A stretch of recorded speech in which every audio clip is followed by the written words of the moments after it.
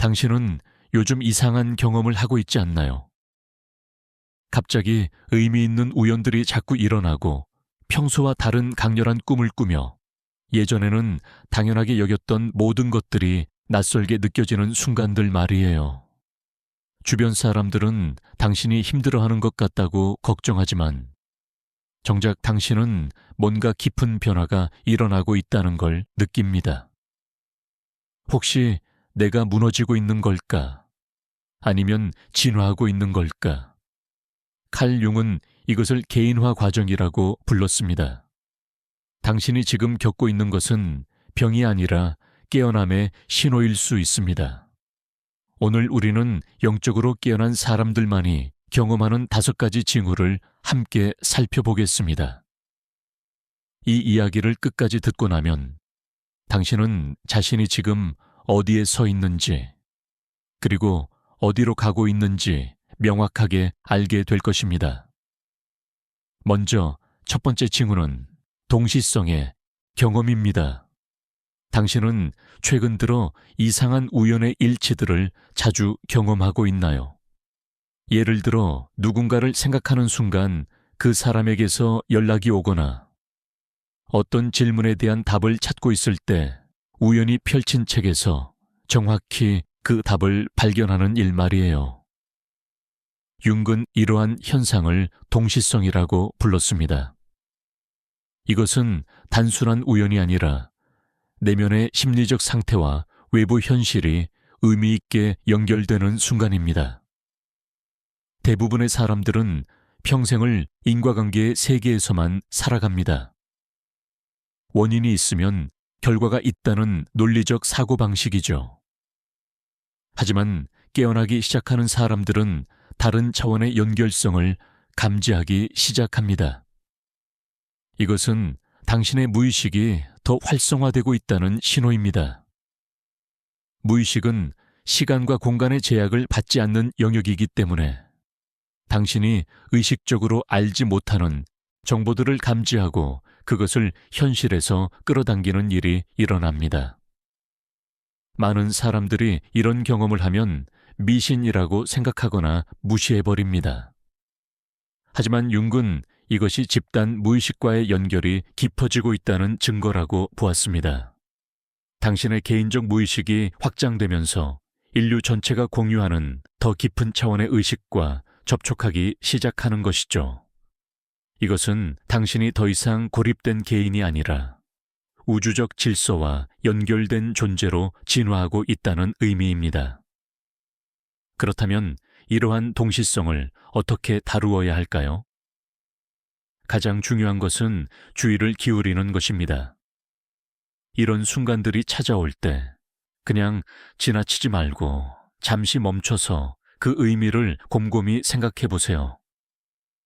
당신의 내면에서 어떤 질문이나 갈등이 있었나요? 그리고 외부에서 나타난 신호는 그것과 어떤 연관이 있나요? 이렇게 의식적으로 탐구하다 보면 당신은 점점 더 자신의 무의식과 대화하는 법을 배우게 됩니다. 두 번째 징후는 원형적 꿈의 출현입니다. 깨어남의 과정에서 사람들은 평소와는 전혀 다른 강렬하고 상징적인 꿈을 꾸기 시작합니다. 이런 꿈들은 보통 뱀이나 용, 현자나 여신 같은 원형적 이미지들로 가득 차 있습니다. 때로는 죽음과 재탄생, 하늘을 나는 경험, 또는 미지의 세계를 탐험하는 꿈을 꾸기도 하죠. 융은 이러한 꿈들을 개인화 과정의 중요한 표지로 보았습니다. 왜냐하면 이 꿈들은 당신의 개인적 경험에서 나온 것이 아니라 집단 무의식의 깊은 층에서 올라오는 메시지이기 때문입니다. 원형들은 인류가 수천 년 동안 축적해온 심리적 패턴들입니다. 어머니 원형, 아버지 원형, 영웅 원형, 그림자 원형 같은 것들이죠.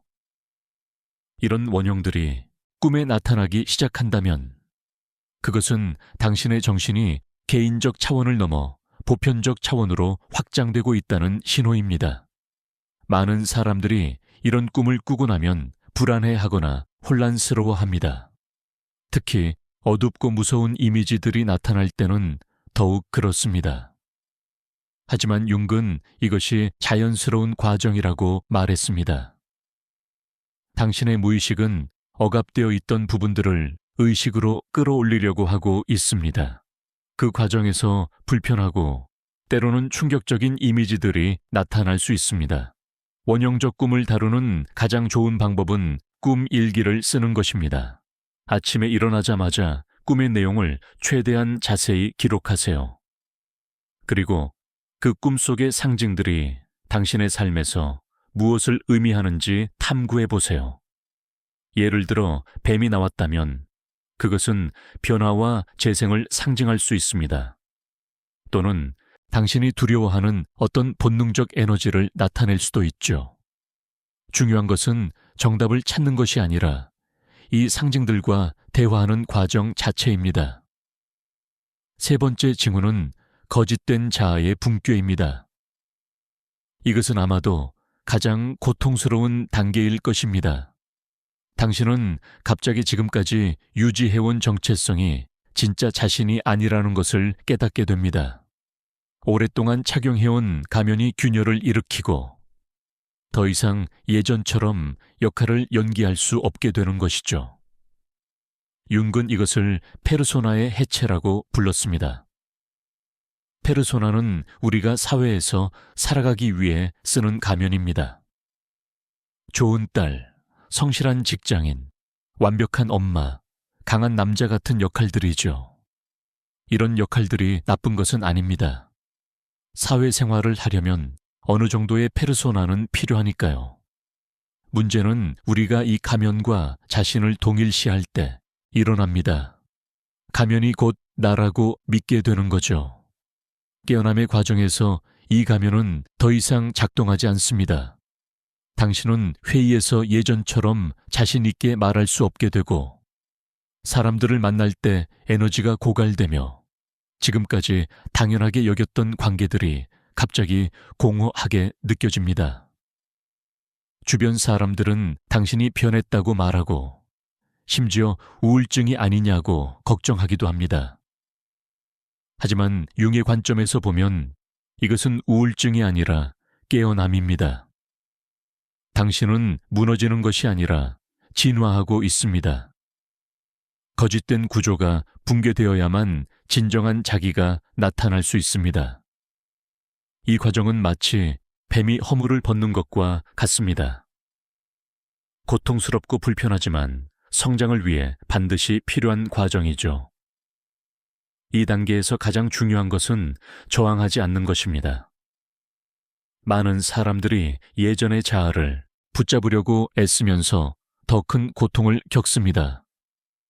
더 열심히 가면을 쓰려고 하고 더 완벽하게 역할을 해내려고 노력하죠. 하지만 그럴수록 내면의 균열은 더 커집니다. 대신 이 붕괴를 받아들이세요. 당신이 누구였는지가 아니라 누구인지에 집중하세요. 고요히 앉아 자신에게 물어보세요. 모든 역할과 기대를 벗어던진다면 나는 누구인가? 네 번째 징후는 그림자와의 만남입니다. 융의 개념 중 가장 중요한 것 중 하나가 바로 그림자입니다. 그림자는 우리가 받아들이고 싶지 않아서 무의식 속에 억눌러둔 자신의 모든 측면들입니다. 분노, 질투, 이기심, 욕망 같은 것들이죠. 우리는 착한 사람이 되기 위해, 도덕적인 사람이 되기 위해 이런 부분들을 부정하고 숨겨왔습니다. 하지만 깨어남의 과정에서 그림자는 반드시 마주쳐야 하는 존재입니다. 융은 그림자를 통합하지 않고서는 진정한 개인화에 도달할 수 없다고 말했습니다. 그림자와의 만남은 보통 매우 불편한 경험입니다. 당신은 자신 안에 있는 어두운 감정들을 직면하게 되고 지금까지 타인에게 투사했던 부정적인 특성들이 사실은 자신의 것이었다는 걸 깨닫게 됩니다. 예를 들어 당신이 누군가를 보면서 그 사람이 너무 이기적이라고 비난했다면 그것은 당신 안에 억압된 이기심을 그 사람에게 투사한 것일 수 있습니다. 당신이 누군가의 약함을 경멸했다면 그것은 당신 자신의 취약성을 인정하지 못했기 때문일 수 있죠. 이런 깨달음은 매우 고통스럽습니다. 자신이 생각했던 것만큼 선하지 않다는 것, 완벽하지 않다는 것을 받아들여야 하니까요. 그런데 역설적이게도 그림자를 받아들일 때 진정한 자유가 시작됩니다. 왜냐하면 그림자는 단지 어둠만이 아니라 엄청난 에너지와 창조성의 원천이기 때문입니다. 당신이 억압했던 분노 속에는 정의를 위해 일어설 수 있는 용기가 있고, 부정했던 욕망 속에는 삶을 향한 열정이 있으며, 숨겼던 이기심 속에는 자기 자신을 돌볼 줄 아는 지혜가 있습니다. 그림자를 통합한다는 것은 그것에 지배당하는 것이 아닙니다. 오히려 그것을 의식으로 끌어올려 선택할 수 있는 능력을 갖는다는 뜻입니다. 당신은 더 이상 무의식적으로 반응하지 않습니다. 분노를 느낄 때 그것을 인식하고 표현할지 말지를 의식적으로 선택할 수 있게 됩니다. 욕망이 일어날 때 그것을 억압하지도 맹목적으로 따르지도 않고 지혜롭게 다룰 수 있게 되는 것이죠. 5번째 징후는 역설을 견디는 능력입니다. 깨어남의 과정에서 당신은 점점 더 모순된 것들을 동시에 품을 수 있게 됩니다. 융은 이것을 대극의 통합이라고 불렀습니다. 예전에는 세상을 흑백 논리로 보았습니다. 좋은 것과 나쁜 것, 옳은 것과 그른 것으로 명확하게 구분했죠. 하지만 이제 당신은 모든 것이 양면성을 가지고 있다는 것을 이해하기 시작합니다. 고통 속에 성장의 씨앗이 있고, 기쁨 속에 덧없음이 있으며, 강함 속에 약함이 있고, 약함 속에 강함이 있다는 것을 깨닫습니다. 이것은 단순히 철학적 개념이 아니라 직접적인 경험입니다. 당신은 슬픔을 느끼면서도 동시에 평화를 느낄 수 있고, 두려움 속에서도 용기를 발견할 수 있으며, 혼란 속에서도 명료함을 찾을 수 있습니다. 이러한 역설을 견디는 능력은 정신적 성숙의 표시입니다. 미성숙한 정신은 모호함을 견디지 못합니다. 확실한 답을 원하고 명확한 정체성을 원하며 안전한 범주 안에 모든 것을 집어넣으려고 합니다. 하지만 성숙한 정신은 불확실성 속에서도 편안할 수 있습니다. 답을 모르는 상태를 받아들이고 변화하는 정체성을 포용하며 복잡성을 있는 그대로 바라볼 수 있습니다. 윤은 이것을 심리학적 전체성이라고 불렀습니다. 전체성은 완벽함이 아닙니다. 오히려 완벽함을 추구하는 것은 전체성과 반대되는 것입니다. 왜냐하면 완벽함을 추구할 때 우리는 불완전한 부분들을 배제하고 부정하기 때문입니다. 전체성은 모든 것을 포함합니다. 빛과 어둠, 강함과 약함, 선함과 악함까지도 말이죠. 이것은 상대주의가 아닙니다. 모든 것이 똑같다는 뜻이 아니에요. 오히려 각각의 대극이 서로를 필요로 한다는 것, 그리고 둘 사이의 긴장 속에서 새로운 의식이 탄생한다는 것을 이해하는 것입니다. 융은 이것을 초월적 기능이라고 불렀습니다. 두 개의 반대되는 것들을 동시에 품고 있을 때 그 긴장 속에서 제3의 것, 더 높은 차원의 의식이 나타난다는 것이죠. 이제 중요한 질문을 해볼까요? 이 5가지 징후를 경험한다고 해서 모두가 성공적으로 깨어나는 걸까요? 안타깝게도 그렇지 않습니다. 윤근 깨어남의 과정이 매우 위험할 수 있다고 경고했습니다. 니체의 경우가 대표적인 예입니다. 니체는 신의 죽음을 선언하고 초인 사상을 제시한 위대한 철학자였습니다. 그는 인간이 새로운 가치를 창조할 수 있다고 믿었죠. 하지만 니체는 결국 정신적으로 붕괴했습니다. 그는 자신의 그림자를 통합하지 못했고 무의식의 엄청난 에너지에 압도당했습니다. 윤근 니체가 너무 빨리, 너무 높이 올라가려 했기 때문에 추락했다고 보았습니다. 그는 인간적 한계를 무시하고 신적인 것과 동일시하려 했고 그 과정에서 자아가 붕괴된 것입니다. 이것이 바로 영적 우월감의 위험성입니다. 많은 사람들이 깨어남의 초기 단계에서 자신이 특별하다고 느낍니다. 다른 사람들은 여전히 잠들어 있는데 자신만 깨어 있다고 생각하죠. 이것은 매우 위험한 함정입니다. 왜냐하면 이것은 또 다른 형태의 자아 팽창이기 때문입니다. 진정한 깨어남은 겸손함을 가져옵니다. 자신이 얼마나 모르는 것이 많은지, 얼마나 불완전한지를 깨닫게 되니까요. 또 다른 위험은 영적 우회입니다. 어떤 사람들은 심리적 작업을 건너뛰고 바로 영적 경험으로 도피하려고 합니다.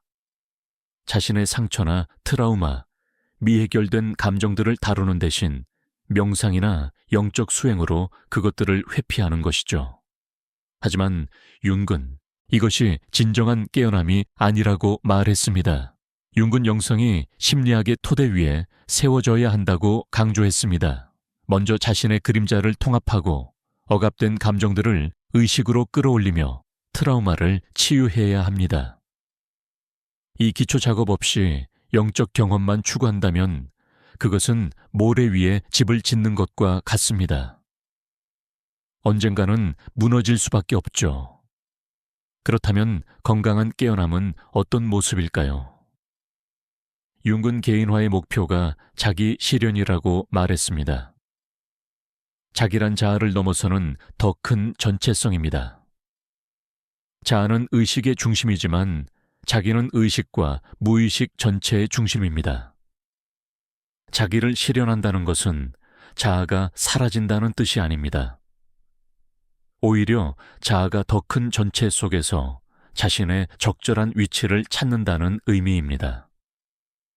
자기를 실현한 사람은 더 이상 자신을 세상의 중심이라고 생각하지 않습니다. 하지만 동시에 자신의 고유한 가치와 목적을 명확히 알고 있습니다. 그들은 겸손하면서도 자신감 있고 유연하면서도 중심이 잡혀 있으며 타인에게 열려 있으면서도 자기 자신에게 진실합니다. 이것이 바로 역설을 통합한 상태입니다. 또한 자기를 실현한 사람들은 삶을 다르게 경험합니다. 그들에게 일어나는 모든 일은 의미가 있습니다. 고통조차도 무의미한 것이 아니라 성장의 기회로 받아들여집니다. 그들은 운명과 싸우지 않고 운명과 협력합니다. 이것을 융은 운명애라고 불렀습니다. 자신의 운명을 사랑하는 것, 심지어 고통스러운 부분까지도 받아들이는 것이죠. 이런 사람들은 세상을 바꾸려고 애쓰지 않습니다. 하지만 역설적이게도 그들의 존재 자체가 세상을 변화시킵니다. 왜냐하면 그들은 더 이상 무의식적으로 반응하지 않기 때문입니다. 그들은 두려움에서 나온 결정을 내리지 않고 욕망에 휘둘리지 않으며 타인의 기대에 맞추어 살지 않습니다. 대신 내면의 진실에 따라 행동합니다. 융은 이런 사람을 개인화된 개인이라고 불렀습니다. 그들은 집단에 동화되지 않고 자신만의 독특한 길을 갑니다. 하지만 이것은 이기적이거나 반사회적인 것이 아닙니다. 오히려 진정으로 개인화된 사람만이 사회에 진정한 기여를 할 수 있습니다. 왜냐하면 그들은 집단의 무의식적 패턴에 휘말리지 않고 의식적으로 선택할 수 있기 때문입니다. 한 가지 더 중요한 점이 있습니다. 깨어남은 끝이 없는 과정이라는 것입니다. 어느 날 갑자기 완전히 깨어나서 모든 것이 해결되는 그런 순간은 없습니다. 개인화는 평생에 걸친 여정입니다. 한 단계를 통과하면 또 다른 단계가 나타나고 한 층의 무의식을 의식화하면 더 깊은 층이 드러납니다. 이것이 실망스럽게 들릴 수도 있지만 사실은 희망적인 메시지입니다. 왜냐하면 이것은 당신이 언제나 성장할 수 있다는 뜻이기 때문입니다. 나이가 들어도 어떤 상황에 처해도 당신에게는 항상 더 깊어질 수 있는 가능성이 있습니다. 융 자신도 80대까지 자신의 무의식을 탐구했고 죽기 직전까지 새로운 통찰을 얻었습니다. 그렇다면 당신은 지금 무엇을 해야 할까요? 먼저 자신이 어디에 있는지 정직하게 바라보세요. 이 5가지 징후 중 어떤 것을 경험하고 있나요? 동시성의 경험이 있나요? 강렬한 꿈을 꾸고 있나요? 페르소나가 무너지는 느낌이 드나요? 그림자와 마주하고 있나요? 역설을 견딜 수 있나요? 각각의 징후는 특정한 작업을 요구합니다. 동시성을 경험한다면 그것에 주의를 기울이고 무의식과의 대화를 시작하세요. 원형적 꿈을 꾼다면 꿈 일기를 쓰고 그 상징들을 탐구하세요. 페르소나가 무너진다면 저항하지 말고 진정한 자신이 드러나도록 허용하세요. 그림자를 만난다면 그것을 받아들이고 통합하세요. 역설을 경험한다면 성급하게 결론을 내리지 말고 긴장을 견디세요. 무엇보다 중요한 것은 혼자서 이 여정을 가지 않는다는 것입니다. 융은 분석가의 역할을 매우 중요하게 생각했습니다. 신뢰할 수 있는 안내자, 당신의 무의식을 함께 탐구할 수 있는 동반자가 필요합니다. 이것은 꼭 전문 치료사일 필요는 없습니다. 깊은 대화를 나눌 수 있는 친구나 영적 스승 또는 같은 길을 가는 동료일 수도 있습니다. 또한 서두르지 마세요. 깨어남은 마라톤이지 단거리 달리기가 아닙니다. 빨리 도달하려고 애쓸수록 오히려 멀어집니다. 대신 매일 조금씩 의식을 확장하세요. 아침에 일어나서 자신의 꿈을 기록하고 하루 동안 일어나는 동시성에 주의를 기울이며 저녁에는 자신의 감정과 반응을 성찰하세요. 이런 작은 실천들이 쌓여서 큰 변화를 만듭니다. 그리고 자기 자신에게 친절하세요. 이 과정은 어렵고 때로는 고통스럽습니다. 당신은 완벽할 필요가 없습니다. 실수할 수도 있고 후퇴할 수도 있으며 길을 잃을 수도 있습니다. 그것이 모두 여정의 일부입니다. 중요한 것은 포기하지 않는 것, 계속해서 자신에게 돌아오는 것입니다. 오늘 우리가 함께 살펴본 5가지 징후를 기억하세요. 동시성, 원형적 꿈, 페르소나의 붕괴, 그림자와의 만남, 역설을 견디는 능력. 이것들은 당신이 무너지고 있다는 신호가 아니라 깨어나고 있다는 신호입니다.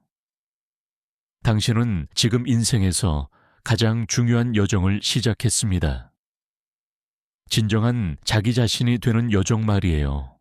윤근 말했습니다. 온전한 사람이 되는 것보다 더 중요한 것은 없다고. 이것이 인생의 궁극적 목적이라고. 당신이 지금 겪고 있는 모든 어려움과 혼란은 이 목적을 향한 과정입니다. 두려워하지 마세요. 당신은 혼자가 아닙니다. 수많은 사람들이 이 길을 걸어왔고 지금도 걷고 있으며 앞으로도 걸어갈 것입니다. 그리고 당신 안에는 이미 이 여정을 완수할 수 있는 모든 것이 갖춰져 있습니다. 당신의 무의식은 당신의 적이 아니라 가장 위대한 동맹자입니다. 그것을 신뢰하고 그것의 언어를 배우며 그것과 협력하세요. 그러면 당신은 점점 더 온전한 사람이 되어갈 것입니다. 이 영상이 도움이 되셨다면 구독과 좋아요 부탁드립니다. 그리고 댓글로 여러분의 경험을 나눠주세요. 당신은 어떤 징후를 경험하고 있나요? 어떤 어려움을 겪고 있나요? 우리는 함께 이 여정을 걸어가는 동료들입니다. 서로의 이야기를 듣고 배우면서 함께 성장할 수 있습니다. 다음 영상에서 또 만나요. 그때까지 자신에게 친절하고 용기를 잃지 마세요. 당신은 지금 아름다운 변화를 겪고 있습니다.